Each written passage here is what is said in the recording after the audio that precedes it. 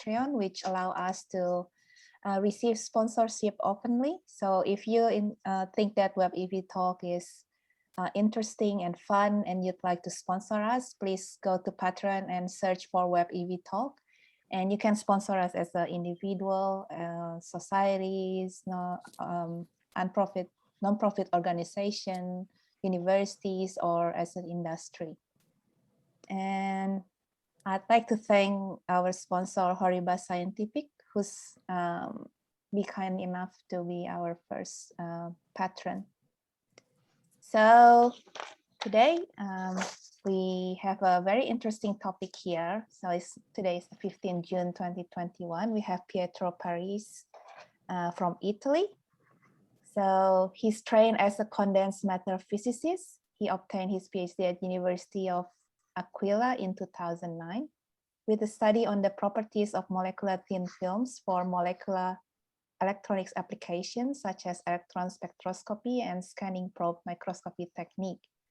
And since then, he moved towards the field of nanobiophysics, applying his expertise on scanning probe microscopies and nanolithography to study functionality, structure, and interactions of biomolecules and natural nanovesicles relevant to cancer disease. And this is at the Nano Innovation Laboratory in the Electrosynchrotron Radiation Facility in Trieste. So he's now a permanent researcher at the Material Foundry Institute of Italian National Research Council, where he's focusing on the study of biophysical aspects of extracellular vesicles and their interactions with cells. So today, his talk is on structural insights into fusion mechanism of small extracellular vesicles with model lipid membranes. So please welcome Pietro.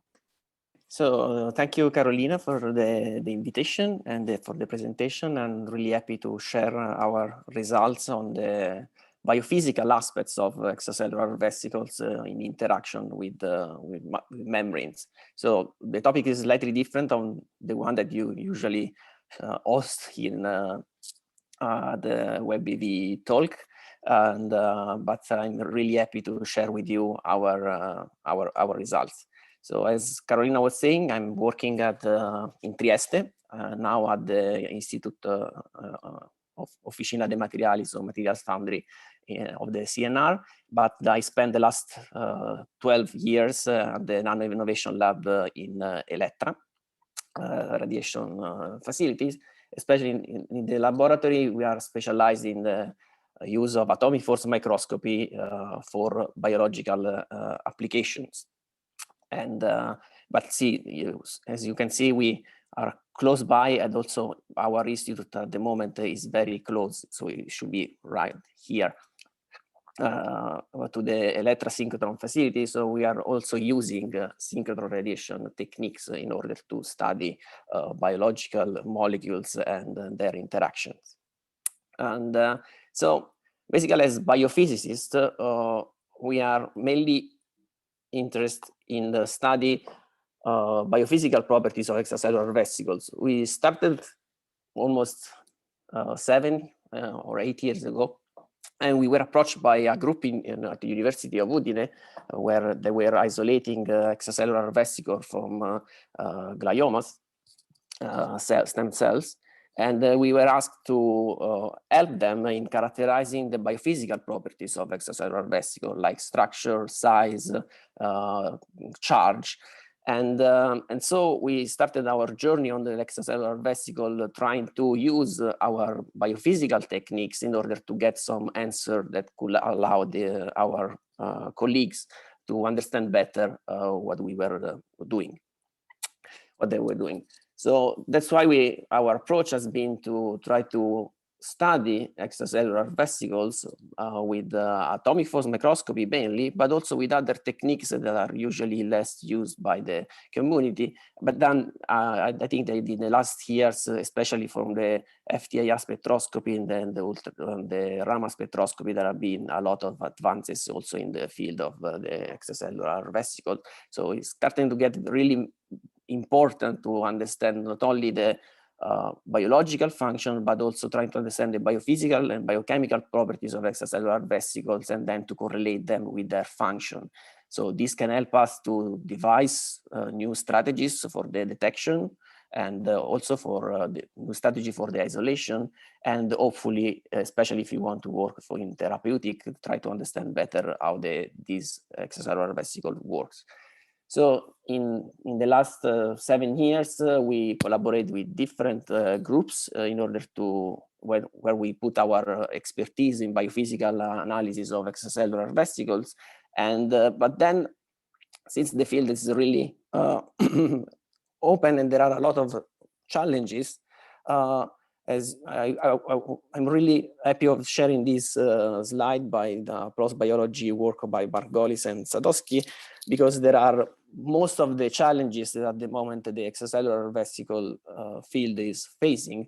So there is one big challenge that is related to the heterogeneity of the extracellular vesicle, that is size, dimension, diversity, the biogenesis, how the load, the cargo.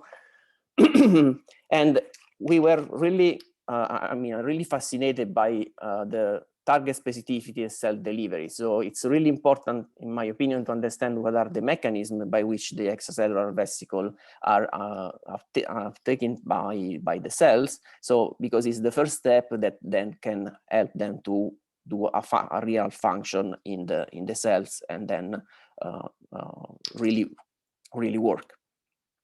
So regarding the mechanism of uptake of extracellular vesicles, so also here we have a high heterogeneous way of the extracellular vesicle to enter the cell, and I think most of you know the field much better than me. But as you can see, we have phagocytosis, membrane fusion, lipid-mediated endocytosis, receptor-mediated endocytosis, Catherine caveolin-mediated endocytosis, macropinocytosis. So there are a lot of different ways from the extracellular vesicle to enter inside, and all of these can be related, for example, in the case of cancer, to a specific function then of the vesicles in the function on the cells that is receiving them. So there have been a lot of advancements, especially in the last years, in how to follow the uptake of extracellular vesicles. And most of I just share few new papers that came out in the latest year.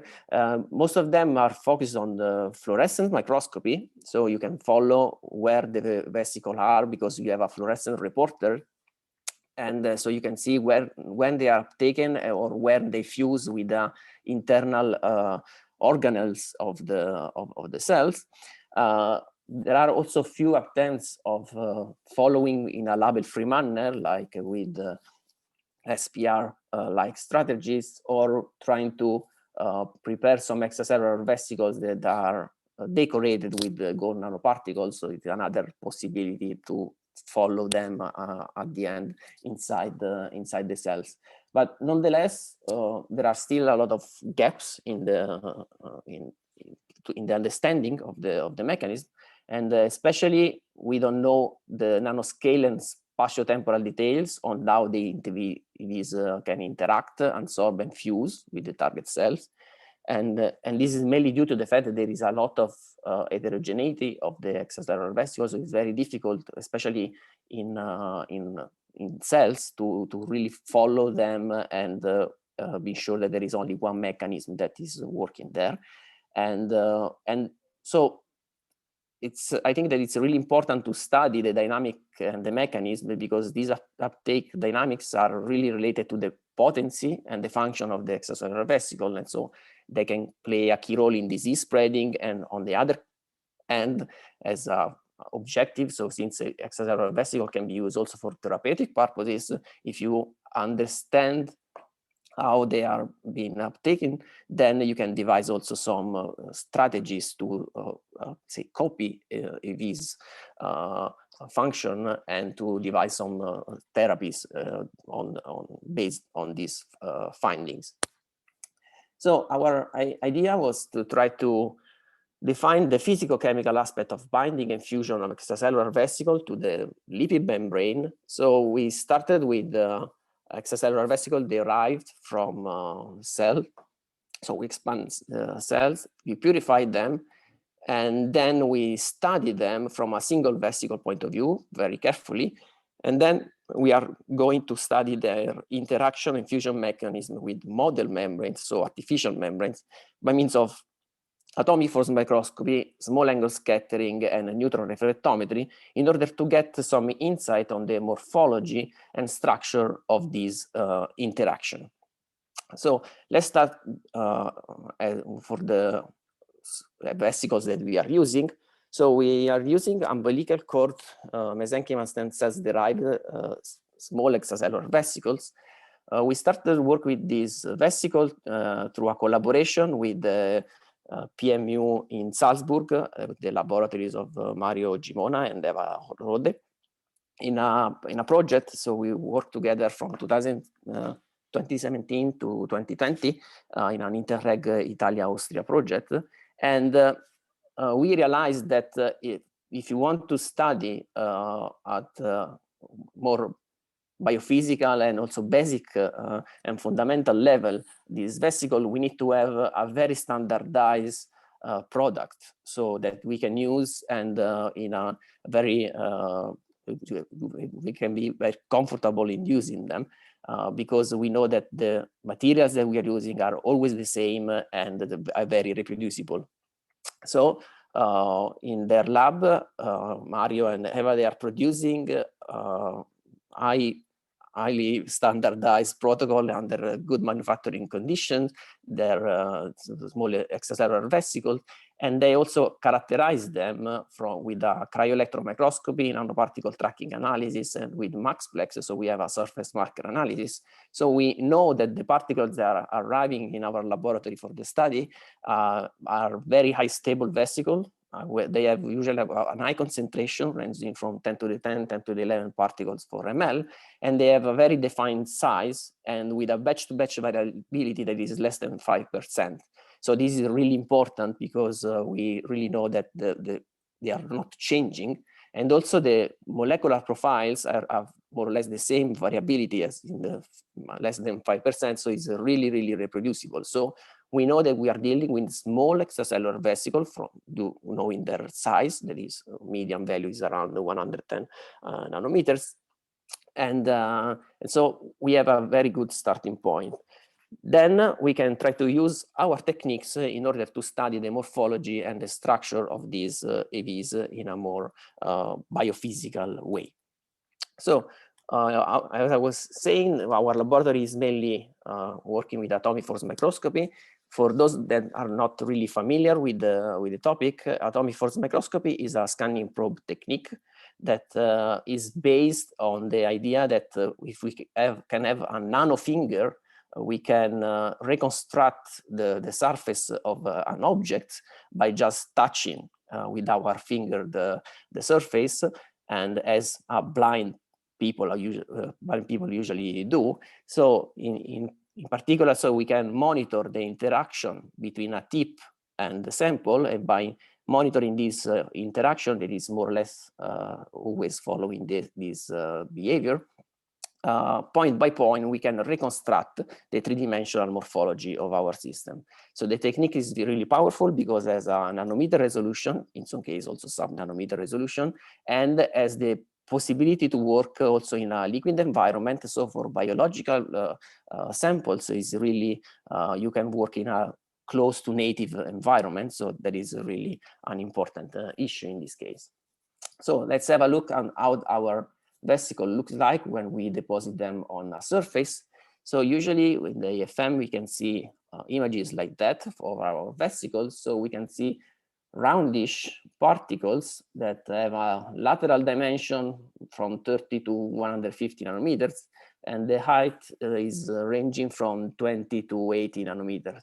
So as you can see, the height is usually less than the lateral diameter. This is mainly due to the fact that the vesicle adhere to the substrate with an electrostatic interaction that tend to squeeze a little bit the vesicle. And then with the atomic force microscopy, we are always applying a small force that in any case can slightly deform the vesicle. That's why we are always seeing a more, say, elliptical shape and not really a spherical shape.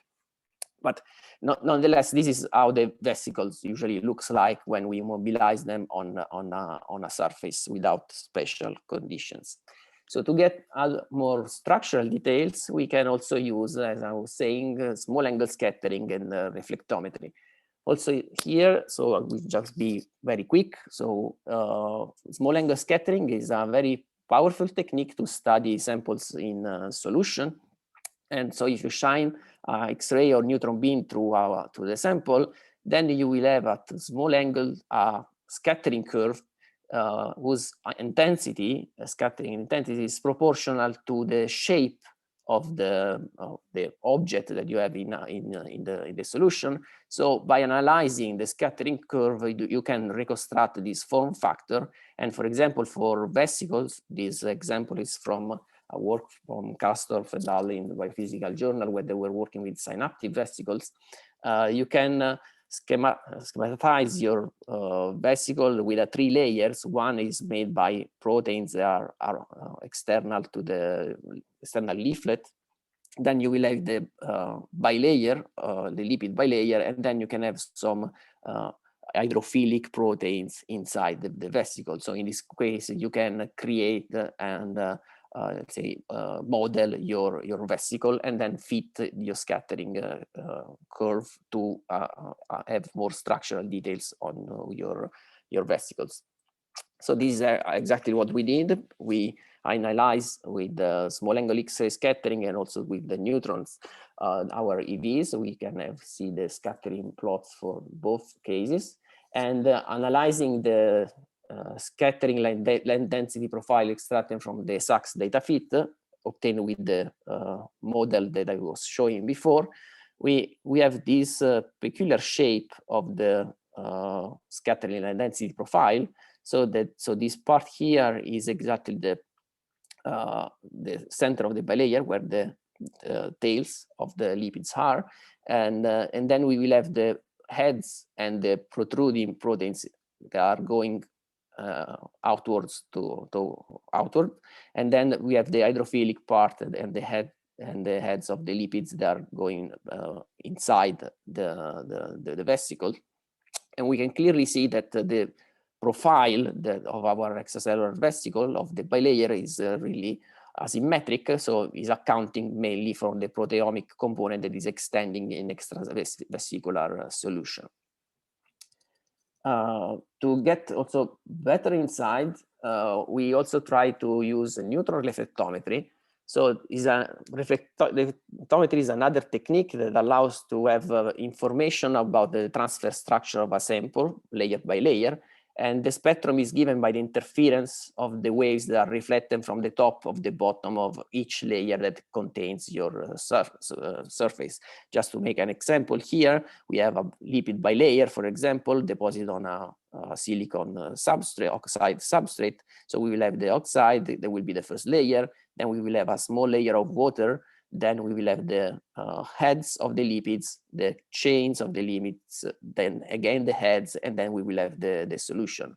So all these layers contribute to the reflectivity spectrum from the interference. So the final scattering curve will be then can be fitted to obtain the scattering density profile as we are observing in this example.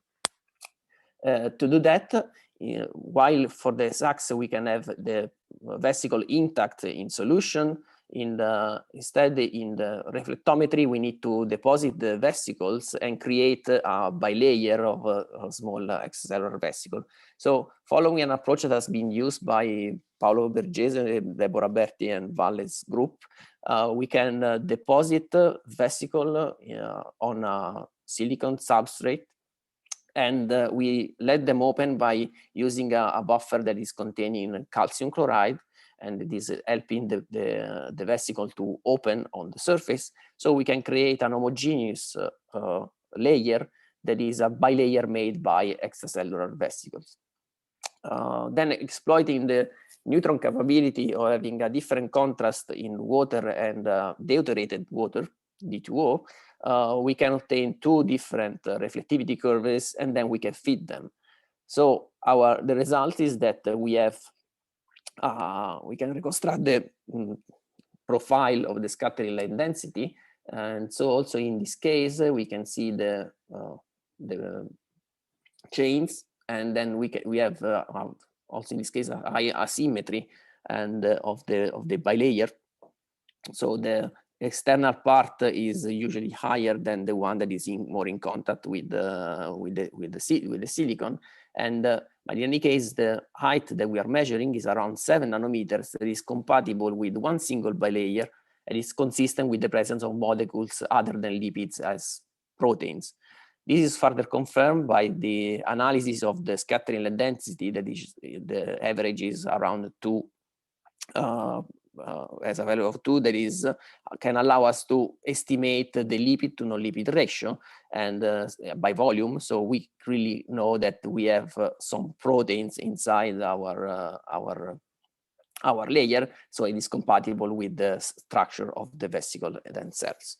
So just to conclude the single vesicle analysis part, we know that from nanoparticle tracking analysis in the atomic force microscopy that we have a population that reaches in small extracellular vesicles with sizes ranging from 30 to 150 nanometers. So we can say we are working with small extracellular vesicle.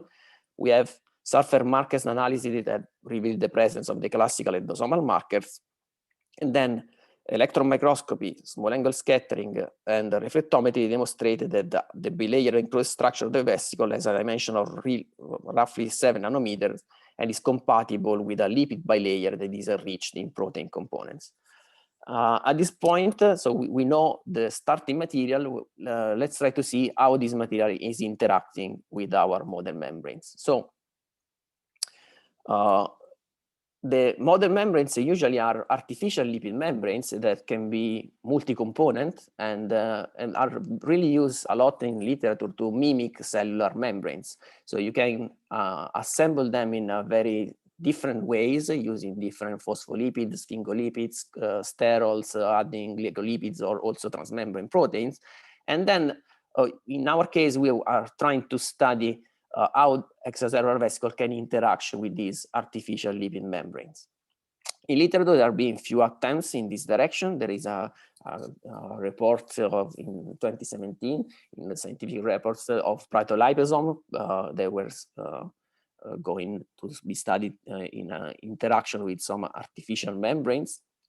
And similarly, there is always the group of Berti and Bergese that were working with synthetic supported bilayer and also extracellular vesicle bilayers in interaction with nanoparticles in this case. So is not exactly as we are the work we are doing, but is going in that direction, trying to understand how, in this case, nanoparticles can interact with the extracellular vesicle made by layers. So in our case, we focused on a membrane that is say reproducing a structure of the cell that is called the raft-like. So we know that in our cell we have small compartments that are called so-called raft, and we can recreate them in an artificial way by mixing different lipids like DOPC and sphingomyelin cholesterol in this case, and with the ratio that we choose, we know that the ternary structure will give us a liquid disordered part that is enriched in DOPC, a liquid ordered part that is instead enriched in sphingomyelin and cholesterol. And this is really visible in our atomic force microscopy images, where we can see islands that protruding from the surface. So we know that the brightest part are the sphingomyelin rich, let's call it raft-like structure, and then the dark part instead will be the DOPC layer. So with AFM, it's really easy to see this lipid phase separation, and so it will be quite easy to understand where the particles or extracellular vesicle will go when we are using them to let them interact. So what we did is to create our by vesicle fusion our artificial lipid bilayer on a surface, and we image our system before the addition of the small extracellular vesicle, and then we inject small extracellular vesicle in our liquid cell in the atomic force microscope, and then we can study the mixed system, and we can characterize them. Usually we do two kinds of experiments. The first one is to wait for, so incubate the vesicle for a short period of time, 5, 10, 15 minutes, and then also increase a little bit the time, then to wash, replace the buffer, and then measure and see how the system looks like. Or we can do some time-lapse measurements. So we just inject the vesicle and we continue to measure in exactly the same point as a function of time, seeing the vesicle going on the surface and interact with the artificial lipid membrane. So what we see when we do the first approach, we start seeing the appearances of patches that protrude 3-4 nanometers from the artificial lipid membrane. For the artificial lipid membrane, with few intact single extracellular vesicle protruding from the surface. And we can clearly see the sphingomyelin raft-like structure, and we can see instead that these other structures are quite more rough and different with respect to the one that we are expecting to see only with the artificial lipid membrane. And analyzing more in detail, we observed that this structure tends to appear very close to the borders of our objects. So we analyze a lot of images as a function of time. And actually, we observed that this is a behavior that is really striking. So these highlands start to appear very close to the raft-like structure in the borders. So this is mainly due to the fact that at the thickness mismatches, the free energy is favoring the interactions without the need of curvature deformation.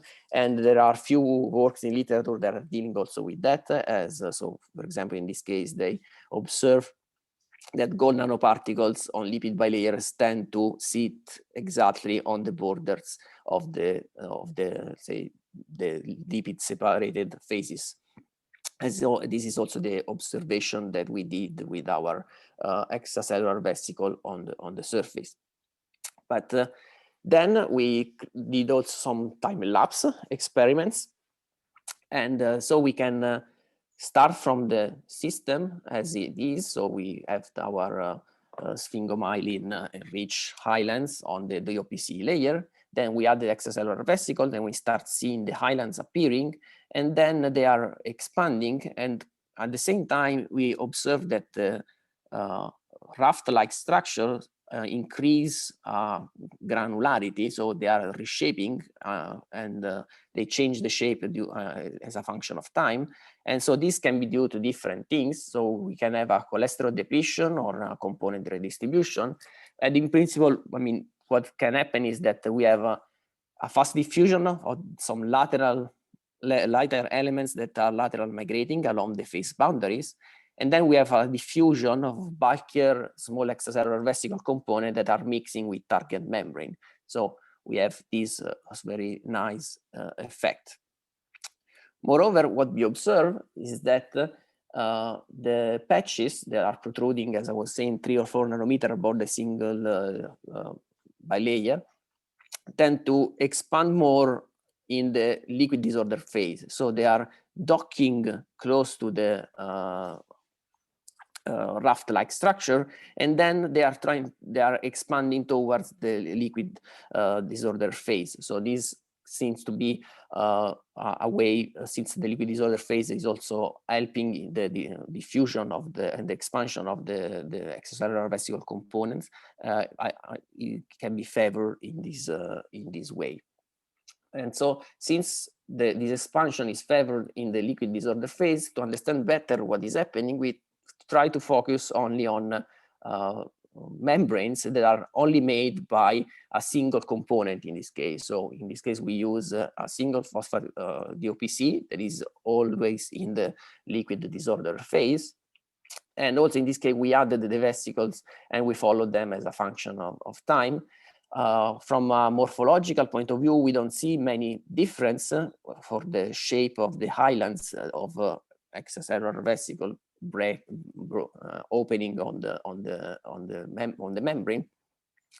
And the only difference that we see with respect with the sphingomyelin system, the raft-like system, is that the kinetics is a little bit slower, meaning that, in our opinion, that the presence of the raft-like structure can facilitate the docking and then the expansion in the liquid disorder phase.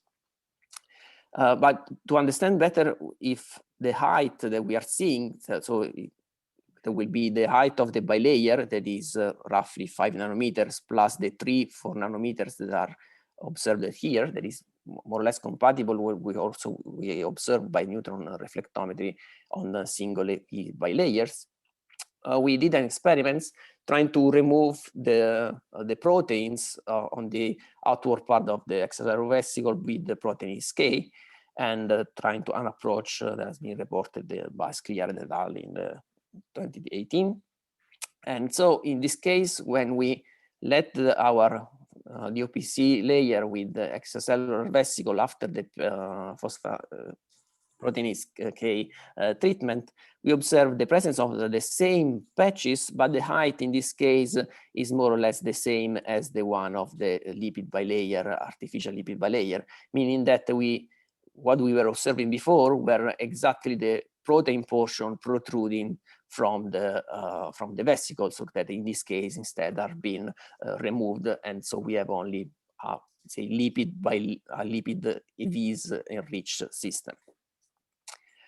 And so to get, but with the atomic force microscopy, we only know the surface morphology of our system. So to get more insight on the transverse structure, what we can do, we can try to use neutrons and neutron reflectometry and exploit also the fact that with the neutrons are really sensitive to different contrasts. So for example, playing with a selective deuteration, we can evidence the presence of proteated molecules and vice versa. So in our case, what we did is to create an artificial lipid bilayer with deuterated parts, so the chains will be deuterated in this case, and then we let the extracellular vesicles that are proteated, so there is no deuterium there, and let them interact. In this way, if the vesicle are entering inside and opening inside or diffusing inside the bilayer, this will be evident on the neutron reflectometry response. So this is what we did. So in this case, we use a deuterated PC, so DMPC, and so in this case, the chains are deuterated. We let them interact with the extracellular vesicles, and here we report the scattering light density profiles that are extracted from the reflectivity spectra.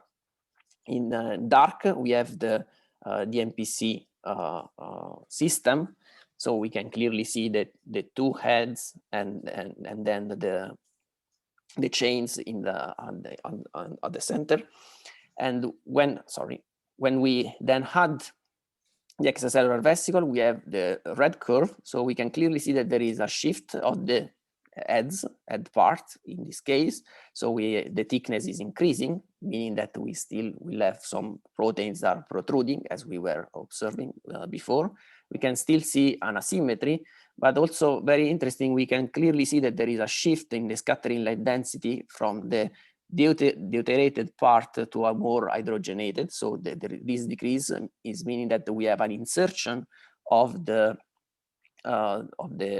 extracellular vesicle structure inside the lipid membrane. So the change in contrast goes from the wall membrane thickness and is really showing that the vesicles are opening inside and diffusing inside the artificial lipid bilayer. the important thing is that we always see this asymmetry that can also be due to the fact that in the neutron reflectometer we are inherent asymmetric system because we have a substrate and on the other side we have the solution. So to try to study better the system, we also try to do small angle neutron scattering. So in this case, we let the extracellular vesicle interact with the small unilamellar vesicle made by the same deuterated PC that we were using for the neutron reflectometry.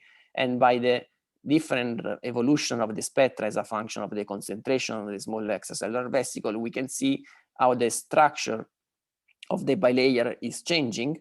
And also in this case, we see that the changing contrast is spanning from the whole membrane thickness.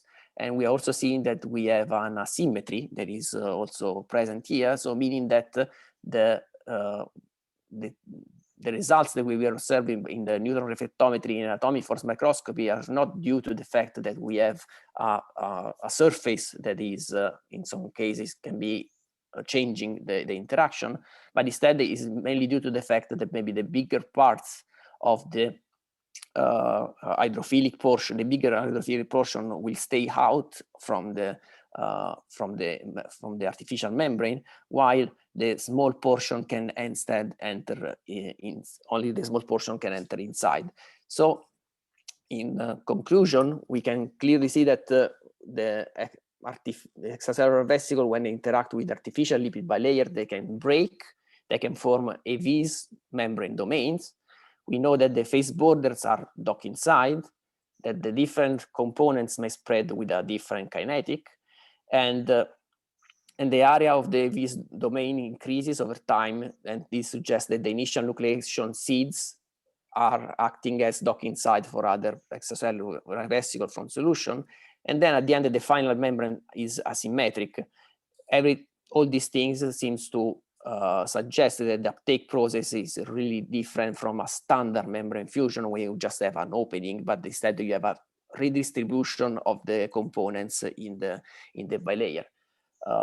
We have, in perspective, we want to study with the high-speed AFM the dynamics in order to follow really better what is happening at the first stages of the interaction. We want like to combine with also complementary technique and like nano infrared or atomic force fluorescent microscopy. We want to increase the complexity of the bilayer, of course, going towards the artificial bilayer, going toward more, let's say, cellular mimicking system.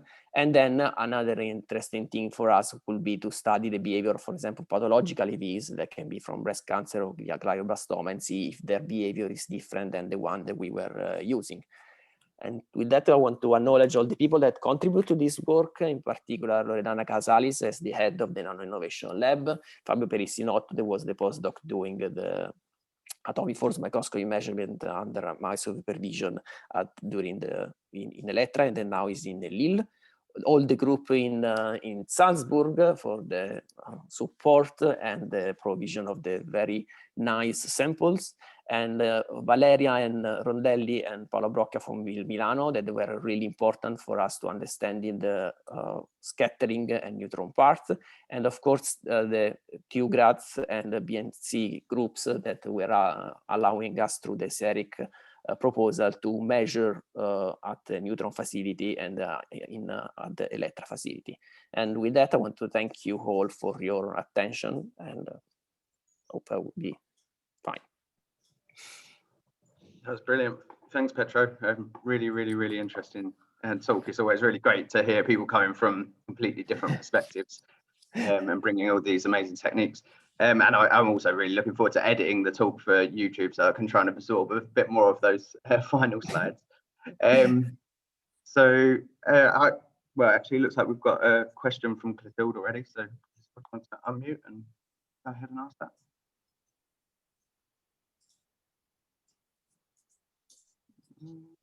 If not, oh, there we go. Sorry, I didn't hear you. Well, did you call for my question? It's Clotilde Terry speaking. Yeah. Yeah, absolutely. Sorry, yeah. I hadn't heard you. Sorry. No worries. Yeah. Well, thanks for this very nice talk. It's indeed very interesting to see like specialists in very different domains to try to, I mean, to apply their knowledge to EVs. I must say I probably could not follow large part of the physical things, but I'm curious of your opinion in comparison to, so Grégory Lavieux, who was formerly in my group and is now leading his own group in Paris, has published not so long ago 2 biochemical studies to study the EV fusion with membranes and how EV fusion leads to delivery of their content into the target cells.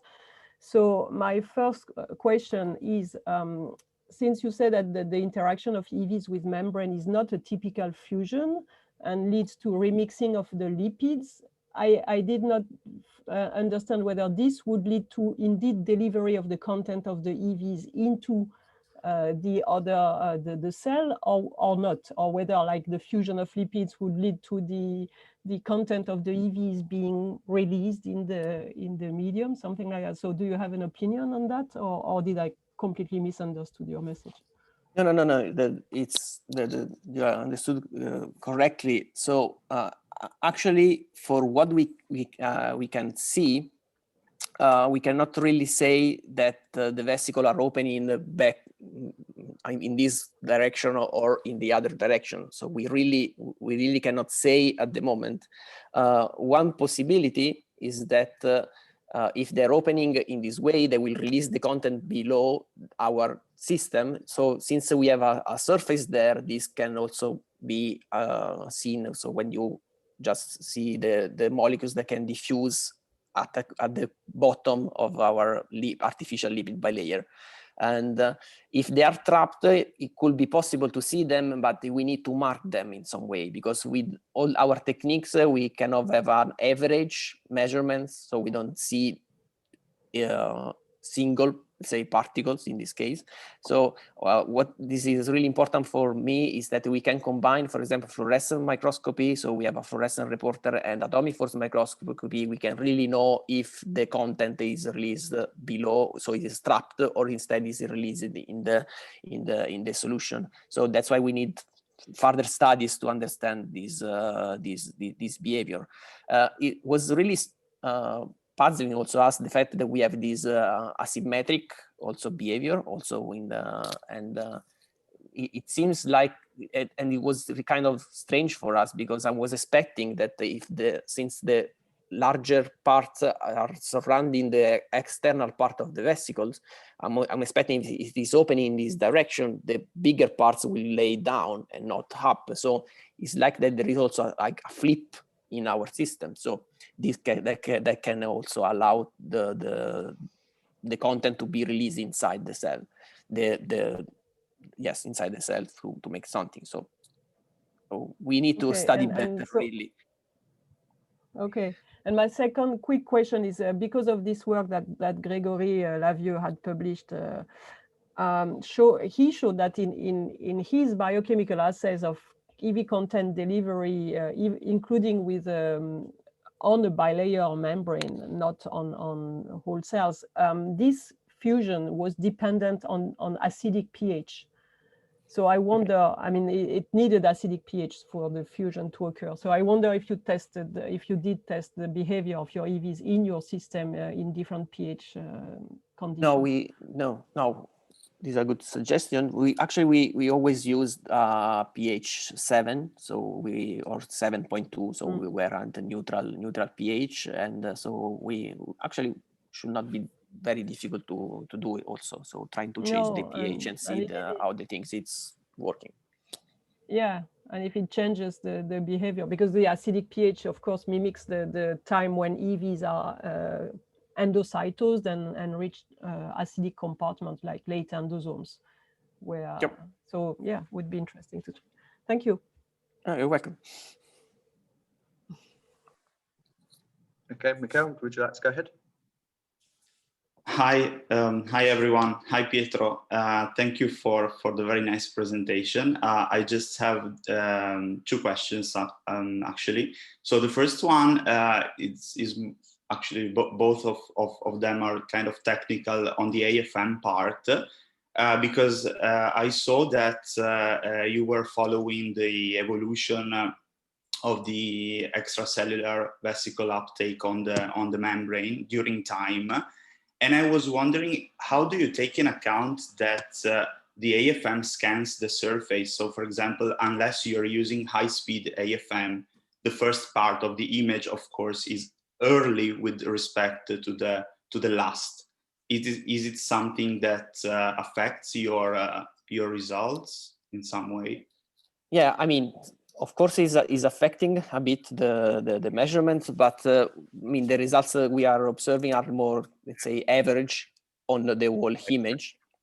And so we were acquiring on the same place for a long time. So as you have seen, the scans, every single scan, it takes like 10 to 15 minutes. So it was very difficult to follow very shorter amount of time. That's why, as you mentioned, on high-speed AFM will help us to see better the first stages of interaction and understanding better how it is happening. Mm-hmm. Okay, thanks. And the second one actually is just a curiosity. If I suspect you're using the tapping mode when you do the measurements, and I was wondering if you ever look at the phase of the oscillation to look at the different composition, if you can extract the different composition of the membrane, for example, because you have different substances, maybe a protein cluster could be different in the phase imaging compared to the bilayer. Okay, yeah, in phase imaging, I mean, we don't have the images now, but we can see a different behavior between the lipid bilayer and the extracellular vesicles. And it's really difficult to have a quantitative analysis of that, because sometimes also if you just change a little bit the atomic force microscopy conditions to work, then you can have a change also in phase contrast. But it's something actually we saw some differences in this direction. So definitely there are different components between the two. So the two systems. So it's useful. Okay, thanks. Yeah. Okay. Brilliant. And Malene? Hello. I have first probably a very basic question about the first experiment you showed with the refractometry of the EVs. Okay. And I didn't really know, is it, are you concluding this asymmetry from what you measured, and then how do you know in which orientation the vesicles deposit on the surface? Or do you conclude the orientation from this asymmetry? Okay, maybe I can try to share again the screen so I can show you a picture that can allow me to explain a little bit better. Okay, so this is not our work, but the group in this paper, as you can see, when the extracellular vesicle break and open on the surface, they show that can do both sides. So they can go either in one flip in one side or open in this way or in the other way. So also we actually don't know what is the real orientation.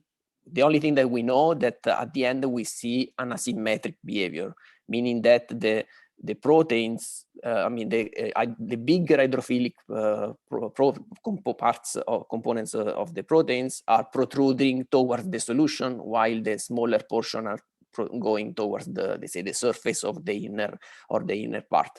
I don't know if this can be just from some energetic reasons, so that thermodynamically they will tend to flip and stay very close to the water, where instead of going back to the inner part of the vesicle. So this is really something that we still need to understand, but the asymmetry is really evident. Okay, thanks.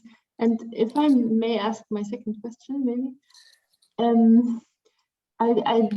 You showed the data for these two different assays, one where they fuse to the supported lipid bilayer and one where you can observe how they fuse to to the small synthetic vesicles. Yep. And if I saw it right, you didn't see the shift in this lipid tail layer anymore in the sense data, or maybe I just didn't see it. I mean, right? is there is really less evident. I have also to mention that for technical reason, the ratios of a small extracellular vesicle with respect to the vesicle were really different. So with respect to the one that we were using for the neutral reflectometry studies, and so it was much more difficult also to have a nice fit of the data at higher concentration, because it was really changing too much the structure of the mixed system, and so this was not helping us to have a very precise. But I mean, in any case, we can still see a small change in contrast, so meaning that we have a change in the wall membrane thickness also there. Okay, thanks a lot. Okay. Brilliant. And Benedetta, would you like to ask your question? Yeah, sure. So thanks, Pietro. Very nice presentation. So I wanted to share results we also have using super resolution microscopy and tetraspanning staining, and we also see just areas with no tetraspanning enrichment, and those areas are a bit protruding. Okay. So, and the other thing is that we mainly see that feature on the larger ones, not on the very small ones. So the first question was, could you see a difference in regarding EV size? Oh, we didn't test that. So we were mainly working with small extracellular vesicles. So we know that our population is enriched in small extracellular vesicles. So we didn't try to study the, let's say, microvesicle-like structure. So, but it is something actually that's definitely useful to do. So yeah, it's something that we can try. Yeah, and then the other was more, more than a question, was just a comment on the fact that could we speculate that in physiologic conditions, so not just due to capping or artificial situations, we have some docking sites on the vesicle that allow them to interact with the target cells. Yeah, I think so. So your data support that. Yeah. Okay, very interesting. Thanks. And Oliver, do you want to unmute yourself?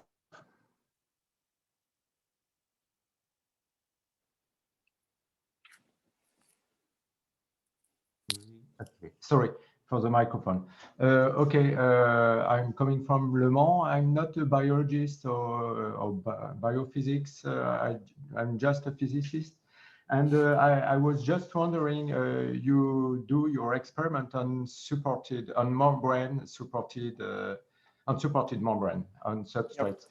And I wanted to know if the substrate may affect the behavior of the EVs because the high, as far as I could understand, the high of the EVs are 20 nanometer, 80 nanometer. The membrane, biomimetic membrane is 5 nanometer high thickness, sorry. So do you have some comments about that?